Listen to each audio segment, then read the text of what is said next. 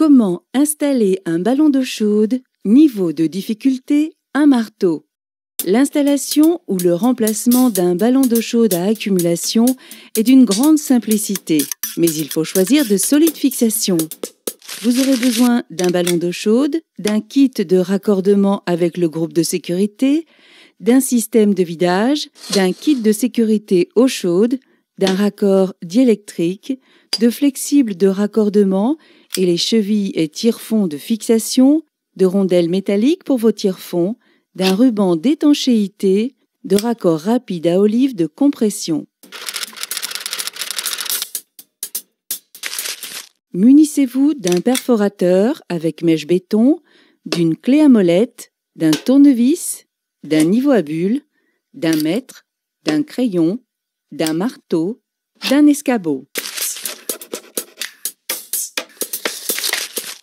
Pour limiter les pertes de calories sur un long trajet, votre ballon doit être installé au plus près des besoins. S'il intègre la salle de bain, vous devez respecter les volumes de protection qui imposent une distance de sécurité. Pour une baignoire comme pour une douche, le ballon peut être disposé en volume 1, 2 ou 3. En volume 1, il sera de type horizontal et placé le plus haut possible. Laissez également un peu d'espace libre autour du ballon. Les murs maçonnés peuvent présenter des résistances différentes selon leur nature. Choisissez un mode de chevillage adapté, goujon de grande longueur, cheville métallique à expansion, scellement chimique. Bien souvent, c'est le premier perçage qui va vous renseigner sur la nature du mur. Les chevilles et tire-fonds fournis avec bon nombre de kits rapides de raccordement ne conviennent que pour des murs pleins. En cas de doublage isolant sur mur maçonné, choisissez un chevillage suffisamment long pour traverser l'isolant et s'ancrer dans la partie porteuse. Percez, puis enfoncez vos chevilles. Vissez chaque tire-fond équipé d'une rondelle jusqu'à approcher le mur, mais en laissant suffisamment de marge pour l'accrochage du ballon. Faites-vous aider pour porter et positionner le ballon, plaquez-le contre le mur et faites-le descendre jusqu'à l'emboîtement des pattes d'attache. Serrez ensuite les fixations jusqu'au blocage.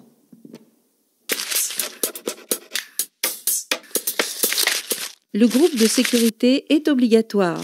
Il vient se placer sur l'arrivée d'eau froide et assure la régulation des variations de pression à l'intérieur du ballon. En chauffant, l'eau se dilate et à partir d'une certaine pression, une soupape laisse échapper un peu d'eau. À l'entrée d'eau froide du ballon, en bleu, assurez l'étanchéité du raccord avec un ruban d'étanchéité bien tendu sur le filetage. Faites une dizaine de tours minimum dans le sens horaire. Vissez le groupe de sécurité à l'entrée d'eau froide du ballon, serrez à la main sans aller en butée, puis avec une clé à molette. Orientez le raccord d'arrivée horizontal vers le mur. Le siphon du groupe de sécurité peut varier d'un modèle à l'autre. Dans sa version classique, il se raccorde directement sur le conduit d'évacuation en PVC. Dans sa version inflexible, le raccordement au conduit se fait par simple emboîtement, sans collage. Le montage d'un raccord diélectrique protège des phénomènes d'électrolyse. Il équipe la sortie eau chaude du ballon pour isoler des courants électriques responsables de la corrosion. L'arrivée d'eau froide est assurée par un flexible de raccordement. Il est équipé d'un joint et vissé d'un côté au groupe de sécurité. De l'autre, le raccord au tuyau de cuivre peut se faire sans soudure avec un raccord à olive de compression. La sortie d'eau chaude du ballon, en rouge, est maintenant équipée d'un kit de sécurité eau chaude. Il s'agit d'un mitigeur thermostatique qui répond à la nouvelle réglementation qui interdit toute distribution d'eau chaude à plus de 50 degrés au point de puisage.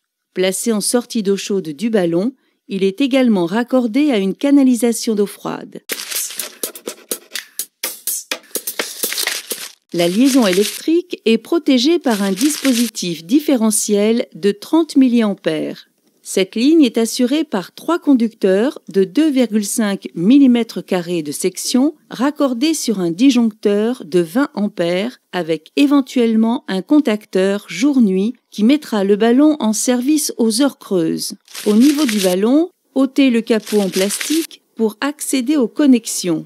La terre est reliée à la masse métallique du corps de chauffe, le neutre et la phase sur leurs borniers respectifs. Replacez ensuite le capot. Pour la mise en route, rétablissez la distribution d'eau, ouvrez la vanne d'entrée d'eau froide sur le groupe de sécurité et ouvrez l'un des robinets d'eau chaude de votre installation pour laisser s'échapper l'air pendant le remplissage. Refermez le robinet lorsque l'eau commence à couler. Enclenchez ensuite l'alimentation électrique et placez éventuellement le commutateur jour-nuit sur marche forcée. Simple remplacement ou première installation, l'installation d'un ballon d'eau chaude est à la portée de tous, mais il faut être 2 pour le fixer au mur. Une question, un doute, un conseil? Contactez